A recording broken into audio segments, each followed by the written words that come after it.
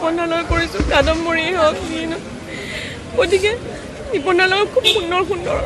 মুহূৰ্ত আছে আৰু সদায় দেখিলে কয় চিটলি অমুক খাম চিটলি তমুক খাম মাছ খাই ভাল পায় খুব গতিকে নিপনাক খুব মিছ কৰে আমি আৰু এতিয়া আমাৰ চিনিয়ৰ্ছবোৰ নাইকিয়া হৈ গৈছে গতিকে আমাৰ মানে জুনিয়ৰ্ছবোৰ আমাৰ এনেকুৱা হৈছে যেন আমাৰ কোনো নাইকিয়া হৈ গৈছে আমি অৰফেন যেন হৈ গৈছোঁ এনেকুৱা লাগিছে গতিকে এতিয়ালৈকে ডাক্তৰ বেজবৰুৱাটো কৰি আছিল আৰু যেতিয়া ছবিখন মুহূৰ্ত হৈছিল আপুনিও উপস্থিত আছিলে তাতে ময়ো আছিলোঁ আৰু তাকে মাৰ লগত কথা পাতি আহিছোঁ যে মুছুমা নিপনাই চিনেমাখন ৰিলিজে কৰিবলৈ নাপালে ইমান আশা কৰিছিলে ইমান সপোন দেখিছিলে